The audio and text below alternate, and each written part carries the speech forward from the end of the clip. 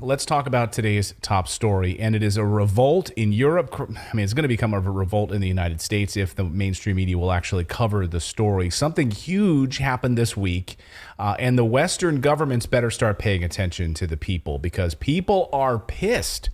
I saw someone in the chat, one of the first comments tonight live in our live show said, "What do we do about this? What do we do about these governments?" I said, we need to rise up. We need to rise up and throw these bums out. We need to tell them that their politics driving us into the ground is done.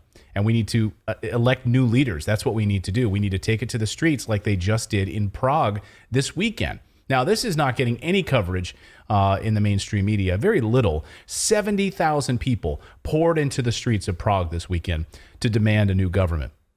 And not just that, demand a new government, and they want a move away from NATO.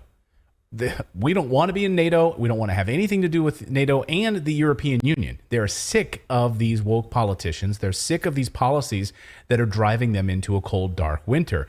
And they said they also are done. They want neutrality. They do not want them sending billions of dollars to Ukraine. Enough is enough. This is amazing because this has been all but absent from Western media. Yeah. I mean, there's very little coverage of it at all. Now, just think about that, right?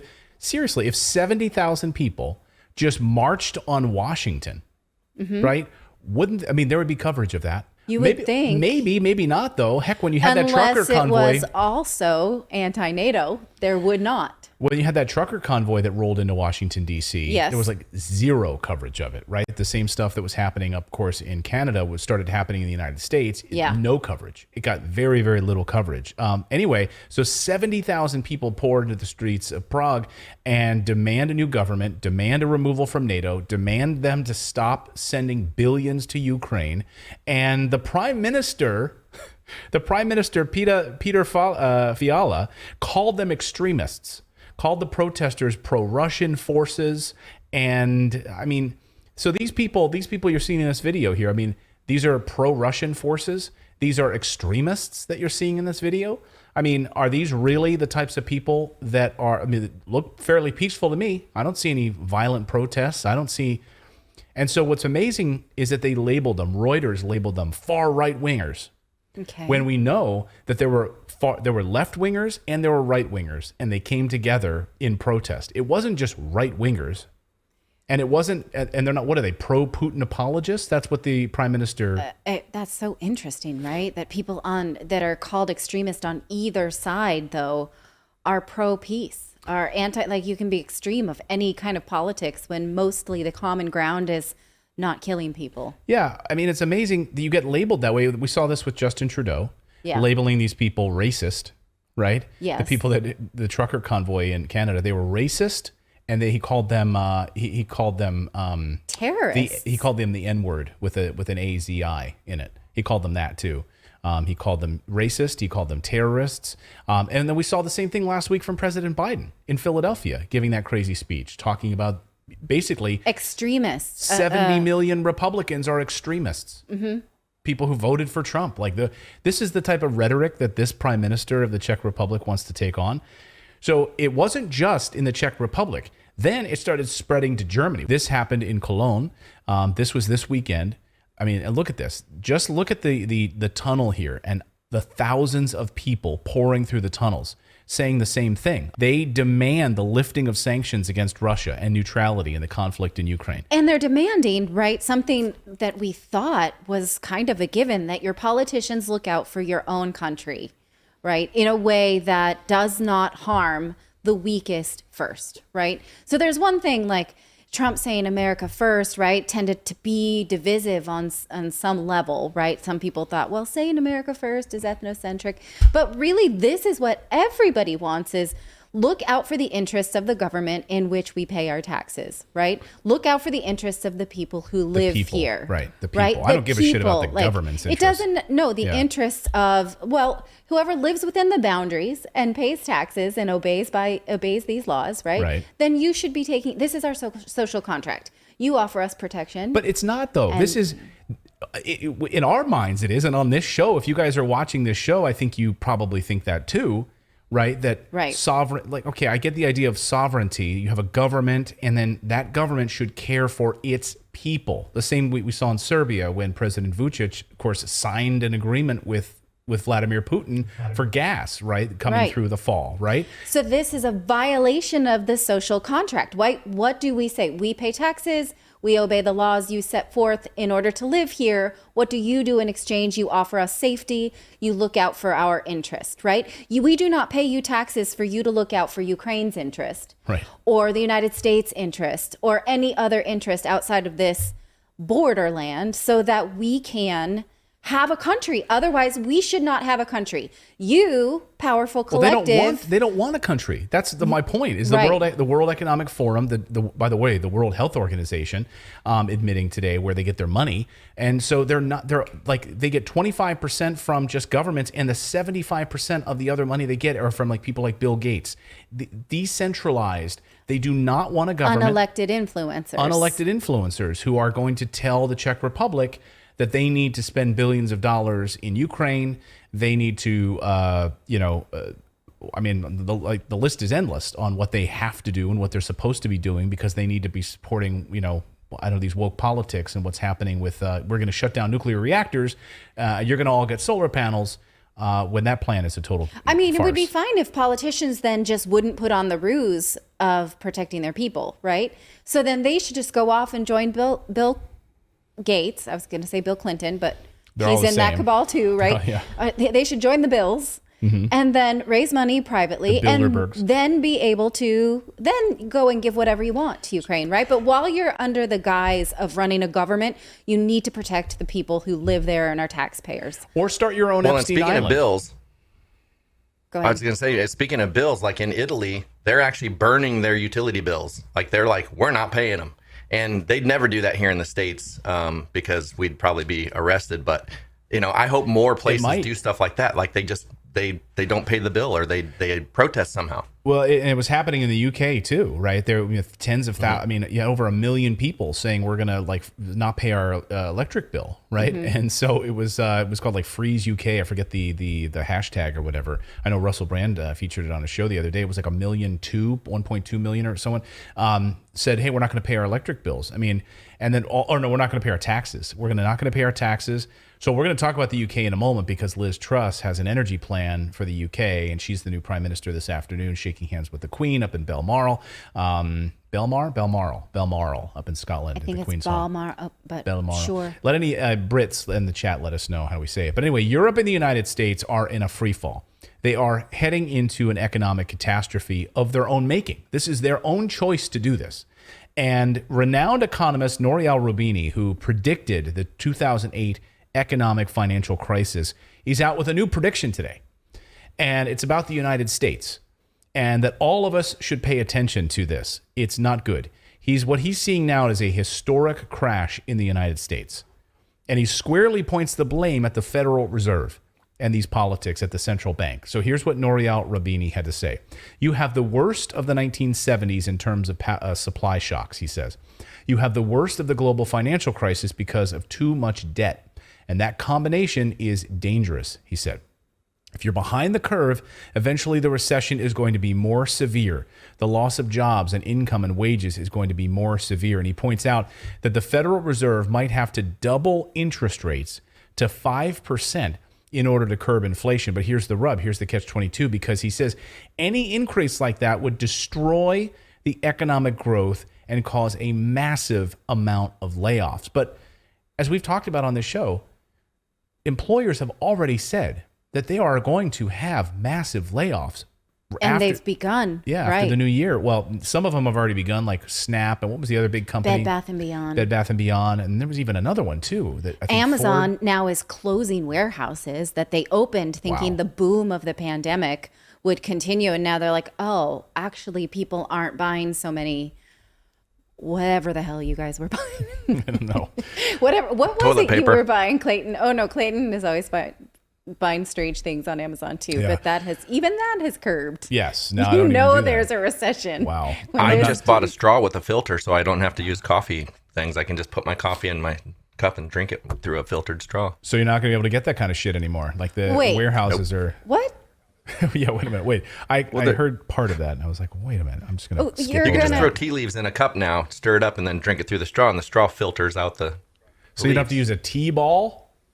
no tea ball, no coffee thing, whatever. So you just stir up the That's just grounds anarchy. in the water and then use it. Why do Yep. you want to drink coffee through a straw? Oh, I don't. I just have the option to.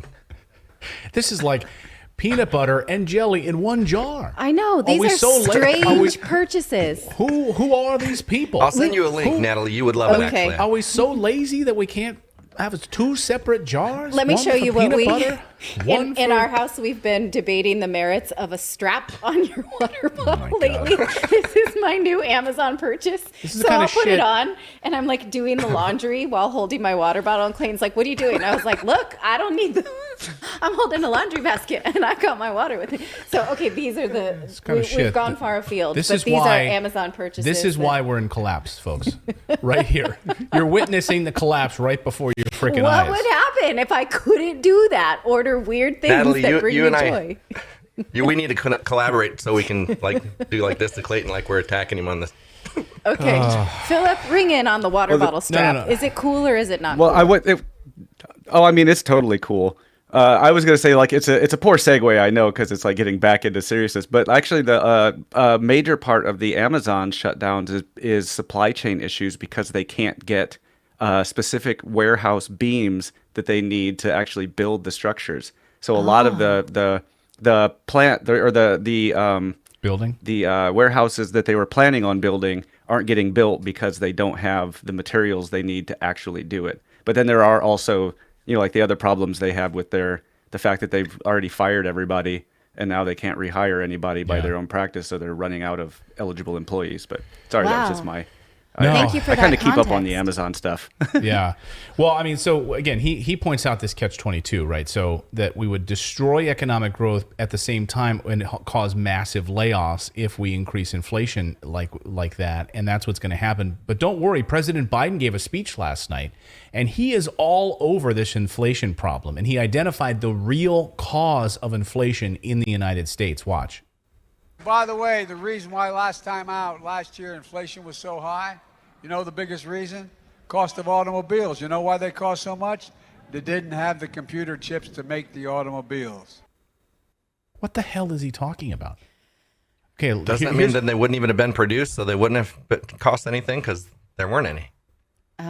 Okay. So here's what he said. I'm going to put this up on the screen. The biggest reason, he says, inflation was so high is because of the cost of automobiles. Do you know why they cost so much? Because they didn't have the computer chips to make the automobiles. And there was noise in the background. We're like, oh, okay, all right, that explains Yeah, it. thank you. I don't blame you anymore. Okay, Cool. thank you, Mr. President. It's like listening to a child explain how the tooth fairy works. Like, I mean, that's literally his explanation of it. I'd much rather listen to Zero Hedge, which the media censors on a regular basis. And today, Tyler Durden pointing this out in Zero Hedge, the U.S. economy is still being artificially supported by trillions in COVID stimulus, he says.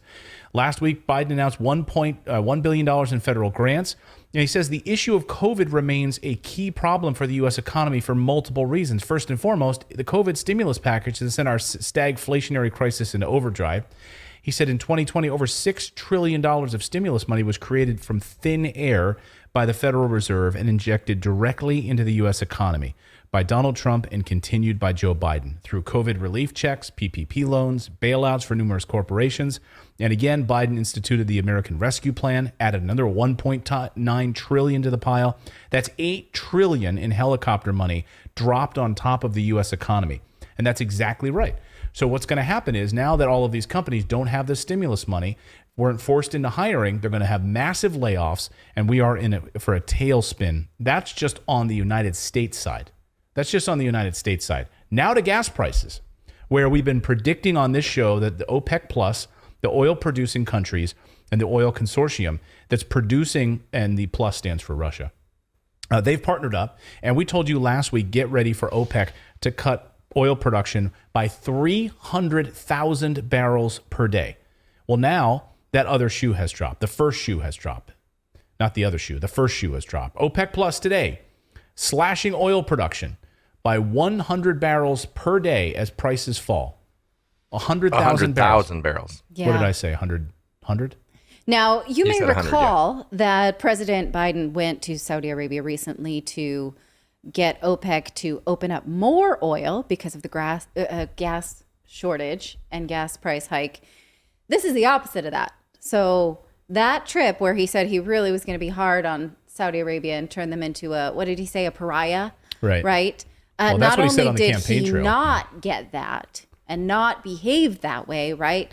You got the opposite of what he said he was intending, which was more gas into the economy. So Yeah, he had the Way to fist go. bump, right? He had the fist bump with the Saudi crown prince, and he came back, and the White House press secretary said, his mission there, his move to Saudi Arabia was great because now oil prices are coming down, gas prices are coming down. There was no effect at all. They didn't do anything, and we knew that they were warning. Their meeting last week said that they were going to be cutting production, so because prices have slumped, they want their money, so prices are going to skyrocket, and the predictions are. Now, we've been talking about it, 300,000 barrels per day in cuts is upcoming, which means skyrocketing oil prices once again. Of course, Western media has been trying to paint a rosy picture of all of this. They've been saying that, yes, gas prices came down a little bit this summer. President Biden's approval rating has gone up as a result of it. And, it's only temporary. And people who drive every day, though, I'd love to know in our chat. Let us know in the chat how much are gas prices where you are. Let us know. And petrol prices, wherever in the world you happen to be, how much are you paying for a liter or a gallon or however you measure it? Let us know. But a lot of people aren't buying it. Go ahead. I was going to say a gallon to us just dropped to, I just paid $4.71 at the one that's down the street from me, but then I found it for $4.44, not too far away. So it's around $4.40 to $4.70 a gallon here still. You're in...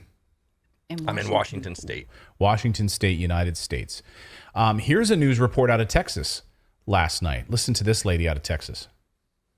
We're trying to survive. We're trying to take care of our families and still go to work and back. The gas going to work and back is really hurting a lot of people. Elizabeth Baxter was heading home to Houston Sunday after visiting family in Alabama. She says while gas prices are lower than they've been, she isn't ready to call the prices at the pump cheap. I think they just play on our psychology. They raise it up so high and then they bring it down some for everybody to think like, oh, gas is getting cheaper or whatever. And it's still not cheap. It's still ridiculous. Trevor Reimer is in the same boat. He's still shoveling out cash while filling up his diesel truck at work. It's about 110 to fill it every 2 days.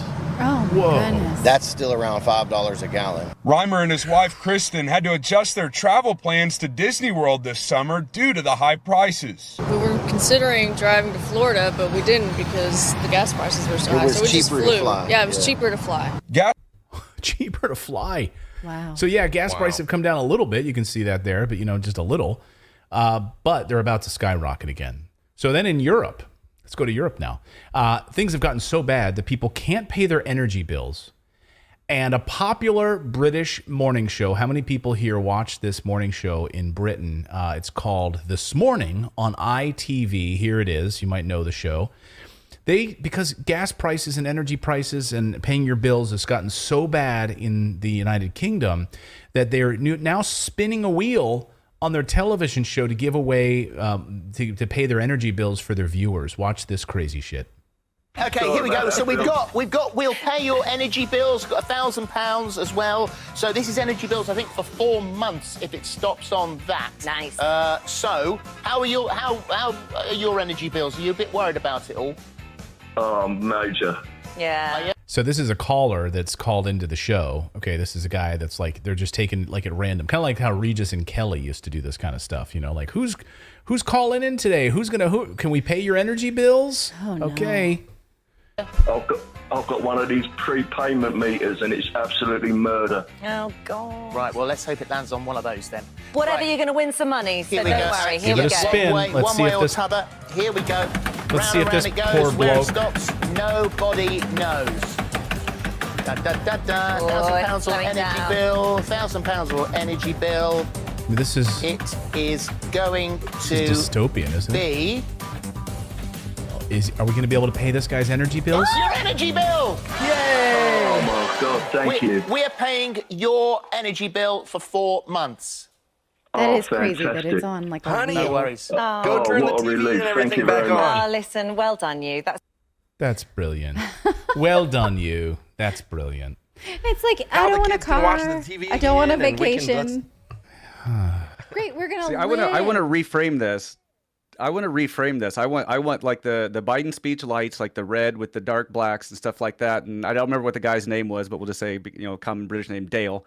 And so Dale's on there, and he's like, I'm not sure if I can pay my energy for the next 4 months. And they're like, ooh, is Dale gonna freeze to death this winter? Let's spin the wheel and find out. Right. The dark music, and that's basically what they're doing. They're just making light of it. They should have had, instead of 1,000 pounds and 3,000 pounds and energy bills, they should have had one block that was just, we're going to give you a warm blanket. Like, sorry, we know you can't afford your energy bills. We're just going to send you a blanket. Like, this is what it's come to. Some producers here, I want you to give, I worked in television for so many years.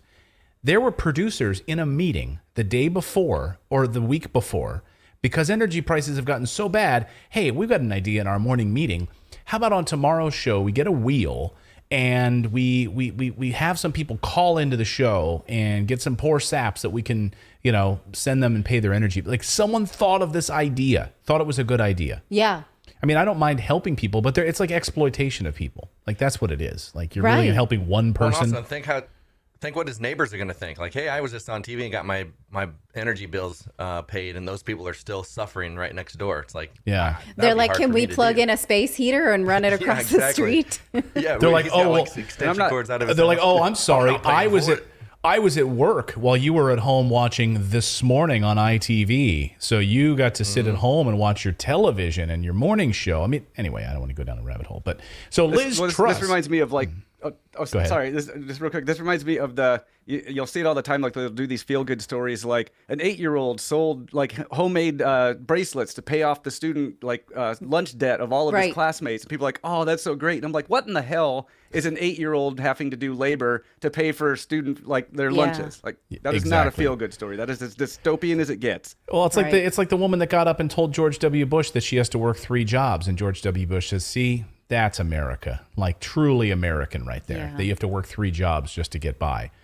So Liz Truss is the new Prime Minister of England, accepting the job today officially, shaking the hands of the Queen. She's going to cap your energy bills. That's the plan in the UK. This was a big campaign promise.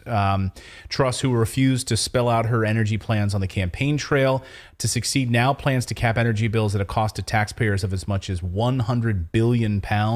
So here's the plan. Liz Truss is expected to announce plans to freeze energy bills at about £2,500 a year, but will not claw back the cost through customers' future bills, leaving the taxpayer to pick it up instead. The £400 universal handout will be given out to households this autumn. It's expected to be factored in, so the energy price cap would effectively be maintained at the £1,900 rate right now. It'll cost £90 billion, and it'll be paid for by borrowing extra money, all so that they can continue to send billions of dollars to Ukraine. Here's what Liz Truss is all about. Here's Michael Tracy's take on this, the incoming prime minister. He says this. He says, days after an invasion, wildly urged Britons to go fight in Ukraine, is what Liz Truss did. Demands maximalist war aims, opposes negotiations, calls for global NATO, frustrated by Washington's unwillingness to take a hard line on Russia. So that's what she's doing. And then there's the natural gas that comes from Russia. And if you didn't have these sanctions, you wouldn't have had this problem. So natural gas prices today on Monday, jumped 30% after Russia turned off the Nord Stream 1 pipeline. They also, if you didn't know about this, turned off the Turk Stream pipeline. Now, here's what they did, and it's actually kind of funny. What they did was Russia was like, well, we have to keep taking this Nord Stream 1 pipeline down for maintenance. And the problem is that we need to get the parts from a German company called Siemens. Now, in Germany, that's part of the sanctions. So we can't get those parts because of the sanctions on this German company. This is literally what they did.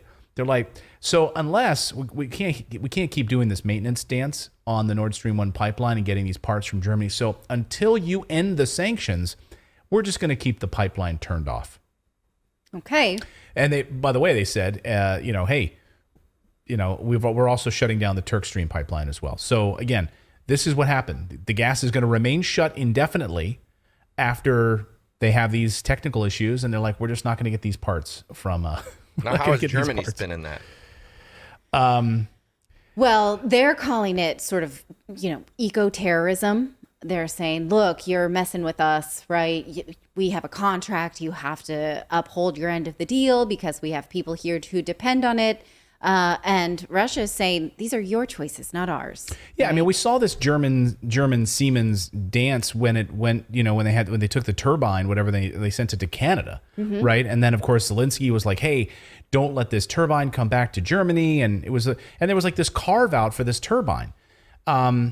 But again, there's the Nord Stream 2 pipeline that's just waiting to be turned on. And I've said this before. I said, wait until that pipeline gets turned on. That's the end of the war. Like, that's the end of things. That's the end of sanctions. When like Olaf Scholz in Germany is like, we can't survive anymore. We just got to turn that puppy on. Yeah. Enough of this. Yeah. Well, my favorite part of that was the part where the United States and Europe were like, we're still going to buy Russian gas, but we're going to cap the price that we're going to buy it from you. Like, we're going to cap that price. So we're still going to take your resources, but we're going to pay you a lot less, and that's fine. And right. I just like the answer to that. Like, how do you do that? How do you get away? Like, how do you do that? I don't walk into like a McDonald's and go, I want that Big Mac, and I'm going to get that Big Mac. I'm only going to give you $3 for it. Right. I mean, the whole thing was hilarious. As we've been talking about in the show, like these carve outs for like certain little caveats here for, we're going to take your gas, but no, we're going to end it.